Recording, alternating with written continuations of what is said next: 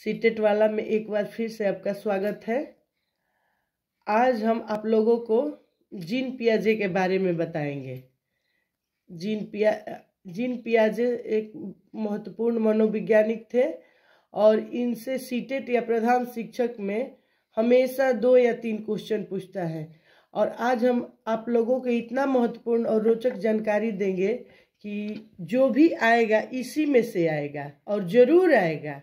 इससे बाहर का एक भी क्वेश्चन आपके परीक्षा एग्जाम में नहीं आएगा। जो भी आएगा इसी टॉपिक में से आएगा। आज हम आप लोगों को महत्वपूर्ण से महत्वपूर्ण जीन पियाजे के बारे में बताएंगे, जो कि इन्होंने सिद्धांत मनोवैज्ञानिक संज्ञानात्मक विकास के बारे में इन्होंने बताया है, जो बतलाया है उसके बारे में आज हम आप लोगों के साथ साझा करेंगे। जीन पियाजे स्विट्जरलैंड के एक चिकित्सा मनोवैज्ञानिक थे। इन्होंने संज्ञानात्मक विकास मनोविज्ञान के क्षेत्र में उपलब्धि हासिल की है। इनकी जन्म तिथि 9 अगस्त 1896 में स्विट्जरलैंड के न्यू चैटल नामक एक शहर में हुआ था। इनके 3 बच्चे थे।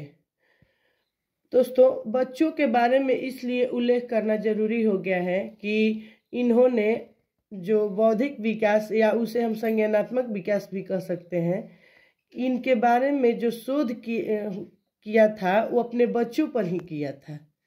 उनका एक 3 साल का बच्चा था, उसी पर इन्होंने शोध किया था। इसीलिए हम उनके बच्चे का नाम जान लेते हैं। जैकलिन पियाजे, लॉरेंट पियाजे और लुसियन पियाजे। ठीक है, आगे चलते हैं। मनोविज्ञान के बारे में चर्चा करते हैं कि जीन पियाजे का मनोवैज्ञानिक सिद्धांत। मनोविज्ञान के संबंध में विभिन्न प्रकार के सिद्धांत को इन्होंने रचना की है, जिनमें इन्होंने कहा है कि जो महत्वपूर्ण सिद्धांत है जो कि सीटेट या प्रधान शिक्षक की परीक्षा में जरूरी है, उन्हीं के बारे में हम लोग चर्चा करेंगे।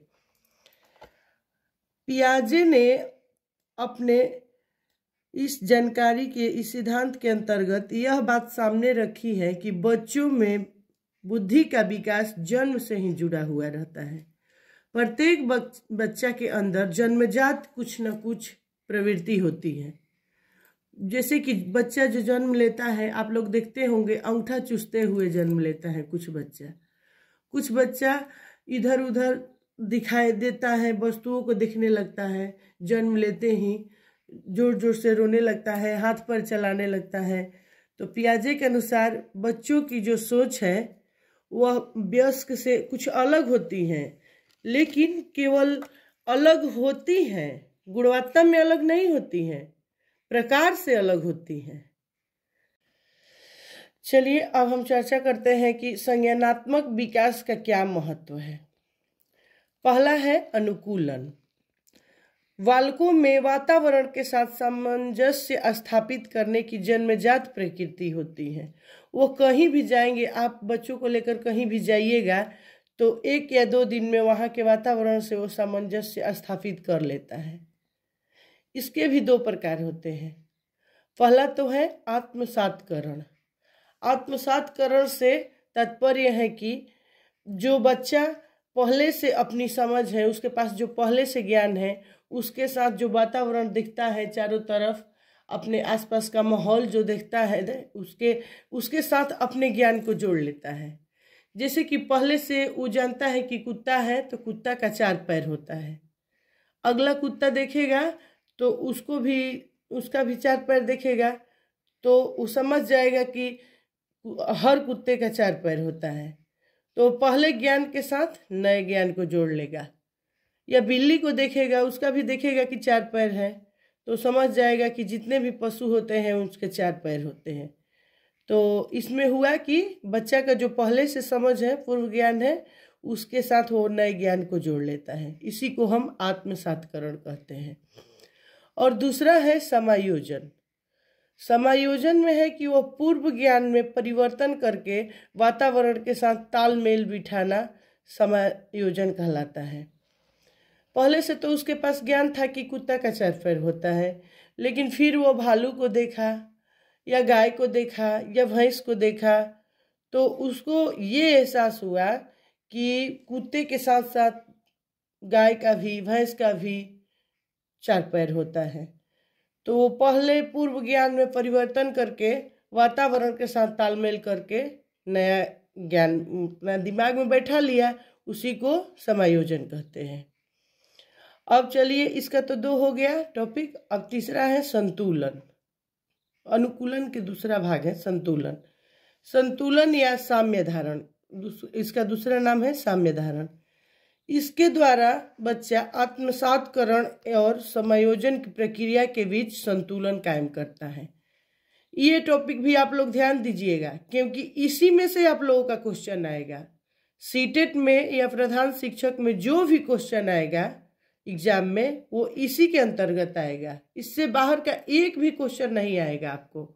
इसलिए इस बात को हम लोगों को ध्यान देकर चलना है कि बच्चा आत्मसातकरण और समायोजन की प्रक्रिया के बीच जो संतुलन कायम करता है, उसी को हम लोग संतुलन कहते हैं। इसके बाद आया स्कीमा। स्कीमा में मनुष्य के दिमाग में जो भी चीज पहले से स्टोर है, पहले से जो जमा किया है, जैसे कि किसी के बारे में उसके दिमाग में थिंकिंग है, जैसे कि मोदी जी हुए। मोदी जी के बारे में वो जानता है कि हमारे देश के प्रधानमंत्री हैं, बहुत अच्छे हैं, विकास के कार्य करते हैं। लेकिन मान लीजिए कभी टीवी पर देख लिया या कभी कहीं गया और मोदी जी को देख लिया, तो उनको देखते हुए उनके व्यक्तित्व से काफ़ी प्रभावित हुआ। पहले से ही उसके दिमाग में था कि मोदी जी ऐसे हैं वैसे हैं, और नया पर जो देखा, उनको सामने से देखा, तो उनके बारे में और भी उसको धारणा आगे अच्छा से हो गया कि अरे मोदी जी तो इतने अच्छे कपड़े पहने हैं, हाथ में घड़ी पहनी है, जूता पहने हैं। तो उसको जो अपने दिमाग में जो धारणा बनाया, उसी को हम स्कीमा कहते हैं। जैसे कि जो चीज़ उसके दिमाग में पहले से स्टोर था, उसका प्रयोग करके किसी विषय के प्रति एक धारणा बनाता है, उसी को स्कीमा कहते हैं। बच्चों में स्कीमा और प्रतिक्रिया जन्मजात होती है। अगला टॉपिक है पियाजे के सिद्धांत में संज्ञानात्मक प्रणाली के लिए स्कीमाओं को पुनर्व्यवस्थित करना ही स्कीमाओं को जोड़ने का संगठन कहते हैं। जो स्कीमाओं के बारे में तो आपको हम बताए ही हैं, तो उसको जोड़ना, इस सारी जो बच्चों के अंदर स्कीमा है उसको जोड़ने को ही संगठन कहते हैं। चलिए आगे हम बौद्धिक विकास की 4 अवस्थाओं के बारे में जानते हैं। इस टॉपिक पर आप लोग विशेष ध्यान देंगे कि बच्चों की 4 अवस्थाएं के बारे में जीन पियाजे ने चर्चा की है। बच्चा की पहली अवस्था है संवेदी गामक पेशीय अवस्था। इसको इंद्रिय गामक अवस्था भी कहते हैं, क्योंकि इसमें बच्चा का एज होता है 0 से 2 साल। जो बच्चा जन्म लेता है उससे लेकर 2 साल तक। इसको इंद्रिय गामक अवस्था इसलिए कहते हैं कि इस आयु के बच्चे इंद्रियों के द्वारा ही प्रतिक्रिया करते हैं। इस अवस्था में बच्चा सीखना, जो भी चीज सीखता है इंद्रियों के माध्यम से ही सीखता है। आँख, नाक, कान, मुंह, इसी से जो भी करेगा।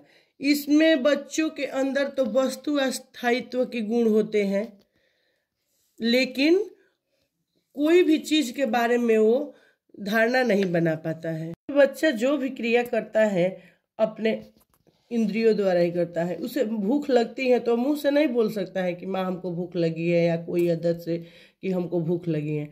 वो रोएगा, चिल्लाएगा, यही करेगा, तो समझने वाला समझ जाएगा कि उसको भूख लगी है।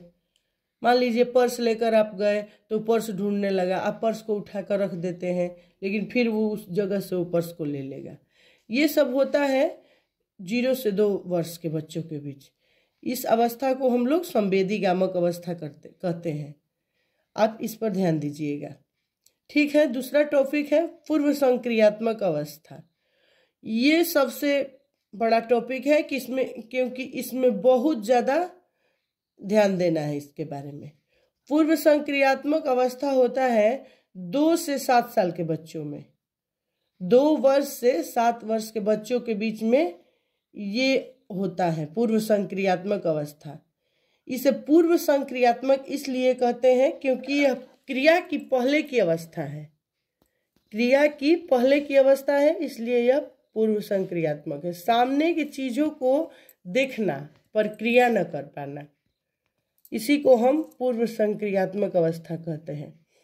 जब बच्चा मान लीजिए कि साइकिल को देखा या उस स्कूटर को देखा और आप बतलाते हैं कि वहाँ पर साइकिल रखा है या एरोप्लेन रखा है, तो उसके दिमाग में ये धारणा बन जाती है कि एरोप्लेन ऐसा होता है, साइकिल ऐसा होता है, स्कूटर ऐसा होता है।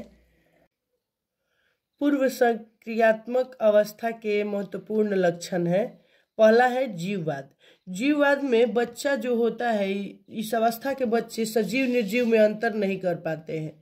मान लीजिए कहीं वो गिर गया, चोट लग गई उसको, तो अपनी माँ से कहता है कि उसको मारो, और उसके मारने पर वो खुश हो जाता है। ये हुआ पहला। दूसरा हुआ कि अहम केंद्रित होता है, उसके अंदर अहम होता है कि जो हम करते हैं वही सही है, जो हम खाएंगे वही सबको खाना है, ये उसके अंदर का अहम होता है। उसके लिए सारा दुनिया अपने में ही सीमित है, उसके बाहर कुछ भी नहीं है। तीसरा है अपलटावी। अपलटावी में किसी भी चीज को उलटता पलटता है, आगे पीछे करता है, लेकिन उसको सही क्रम में नहीं कर पाता है।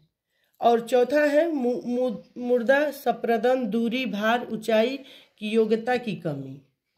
उसके अंदर इस सब की कमी होती है। वो मान लीजिए उसको आप पैसा दिए, 100 का नोट दे दिए और 50 रुपए का या 10 रुपए का चेंज दे दिए, तो चेंज पैसा देखेगा कि इतना सिक्का है तो उसको लेना पसंद करेगा। जबकि वो 100 का नोट देखेगा तो कहेगा कि नहीं, ये नहीं लेंगे, ये तो 1 है, और जबकि सिक्का इतना मिला हुआ है। ये सब इस अवस्था के बच्चे में ये सब प्रक्रिया होती है, ये सब लक्षण होते हैं। दूरी का भी उसको नहीं ज्ञान होता है। भार का, जैसे किसी चीज का तराजू पर सामान रखा हुआ है, छोटा छोटा करके 4-5 सामान रख दीजिए और एक तरफ बड़ा एक रख दीजिए भारी, लेकिन ये उसको लगेगा कि वो ज़्यादा भारी नहीं है, यही ज़्यादा है, छोटा छोटा जो 4-5 रखा है वही ज़्यादा है। इस के बच्चों में ये लक्षण होता है। अगला है केंद्रीयकरण। केंद्रीयकरण में है कि सामने, जैसे मान लीजिए वो मोबाइल देख रहा है तो उसको केवल उसी पर ध्यान है, एक ही जगह उसका ध्यान रहता है। अगल बगल, आप उसके अगल बगल क्या हो रहा है क्या नहीं हो रहा है उसके बारे में उसको ज्ञान नहीं है। टीवी देख रहा है तो केवल टीवी ही देख रहा है, उसके अगल बगल क्या हो रहा है इससे उसको ज्ञान नहीं है।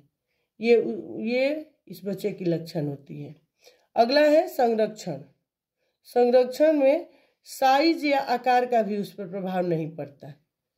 बच्चों में छोटा साइज है या बड़ा साइज है, 1 गिलास दूध दे दीजिए, लंबा गिलास में दूध दे दीजिए, छोटा गिलास उसी के बराबर एक छोटा गिलास चौड़ा में आ जाएगा, उसमें डालकर दे दीजिए तो लंबा वाला को लेगा, क्योंकि उसको साइज का भी प्रभाव नहीं पड़ता है। इसके बाद अगला लक्षण है क्रमबद्धता। क्रमबद्धता, जैसे बच्चा है कि कोई सामान रखा हुआ है, सजाने के क्रम में 1 2 3 4 करके, तो उसको सजाने नहीं आएगा, वो बिखेर देगा या उल्टा पलटा करके सजा देगा। क्रम के साइज के अनुसार करने उसको नहीं आएगा। ये हो गया आपका पूर्व संक्रियात्मक अवस्था में ऐसी इस सब बच्चों का लक्षण है। इसके बाद का तीसरा है अवस्था मूर्त संक्रियात्मक अवस्था। ये देखिए, इस पर ध्यान देने योग्य है कि इसी अवस्था में बच्चा अपने विद्यालय में प्रवेश पाता है। ये 8 से 11 साल के बच्चों में होता है। जो चीजें हम देख सकते हैं या वो देख सकते हैं उसे वह चिंतन करता है। जो चीज उसको दिखाई नहीं देता है उसके बारे में वह नहीं चिंतन करेगा, जो चीज सामने उसका दिखाई देगा उसी के बारे में वह तर्क करता है। और ये जो दूसरा वाला था पूर्व संक्रियात्मक अवस्था, इस अवस्था के बच्चे में जितने भी लक्षण है वो सारा लक्षण उसमें आ जाएगा। वह क्रमबद्धता भी कर सकता है, क्रम में किसी चीज को सजा सकता है, वह संरक्षण भी कर सकता है। मूर्त संक्रियात्मक अवस्था के बच्चे केंद्रीयकरण भी उसके अंदर होता है, पलटावी गुण भी होता है, वह जीववाद सजीव या निर्जीव में अंतर भी जानता है। तो मूर्त संक्रियात्मक अवस्था एक विशेष अवस्था होती है। इसमें आगमन तर्कणा होती हैं। जैसे मान लीजिए कि आप पे वृक्ष को दिखाए, वृक्ष के बारे में आप बता रहे हैं कि वृक्ष से हमको ऑक्सीजन प्राप्त होता है, वृक्ष से हमको हवा मिलती है, वृक्ष बहुत अच्छा है। तो वृक्ष के बारे में बहुत सारी जानकारी उसको मिलती है, उसके बारे में सोचता है, उसके बारे में तर्क करता है और तरह तरह के सवाल करेगा। लेकिन सभी चीज जो उसके सामने दिखाई देती है, जो प्रत्यक्ष रूप से उसके सामने है, उसी के बारे में वो केवल तर्कना करेगा। चौथा है औपचारिक संक्रियात्मक, उसे अमूर्त अवस्था भी कहते हैं। ये अवस्था 11 से 15 वर्ष के बच्चों में होती है। ये अवस्था, यह संज्ञान की सर्वोच्च अवस्था है। इसमें बच्चा अमूर्त चिंतन करता है, अमूर्त चीजों के बारे में भी, जो चीज उसको दिखाई नहीं देती है उसके बारे में भी वो तर्क करेगा। इसमें है कि नियम, जैसे बच्चा गणित बनाता है तो उस पर नियम आता है, नियम के अनुसार कोई मैथ बना सकता है, तो इसमें निगमनात्मक तर्कणा भी करता है।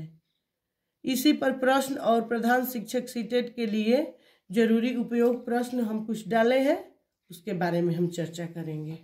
मूर्त संक्रियात्मक अवस्था में के बच्चों को पढ़ाते हुए शिक्षिका को क्या नहीं करनी चाहिए, तो इसके बारे में है वर्गीकरण का मौका। वो तो मूर्त संक्रियात्मक अवस्था के बच्चे वर्गीकरण कर ही सकते हैं। दूसरा है क्रमित करने की अवस्था, ये भी कर लेगा आराम से। तो तीसरा टॉपिक है ऐसी समस्याओं को देना जिसमें अमूर्तता की आवश्यकता हो, ये नहीं कर पाएगा बच्चा, इसलिए यही इसका आंसर होगा कि शिक्षिकाओं को ये नहीं करना चाहिए। चौथा है बच्चा जब अपने अनुभवों को अपने वर्तमान स्कीमा में समाहित करते हैं तो इसे क्या कहते हैं, तो इसके बारे में भी हम आप लोगों को बताए हैं कि इसको हम आत्मसातीकरण कहते हैं। अपने अनुभव को अपने वर्तमान स्कीमा में समाहित कर लेता है। पांचवा है जीन पियाजे के अनुसार विकास की पहली अवस्था के दौरान डैश सबसे बेहतर सीखता है। किस अवस्था में बच्चा सबसे पहले सीखता है, किस अवस्था में, तो इंद्रियों के प्रयोग द्वारा, इंद्रियों को प्रयोग करेगा तो सबसे अच्छा सीखता है उससे। छठवां है बच्चों के बौद्धिक विकास की 4 विशिष्ट आवश्यकताओं को किसने पहचान की, तो स्किनर के द्वारा, कोहल वर्ग के द्वारा, या पियाजे के द्वारा, या वाइगोत्स्की के द्वारा। एक अंतिम प्रश्न देखते हैं, बच्चों के बौद्धिक विकास की 4 विशिष्ट अवस्थाओं की पहचान की गई।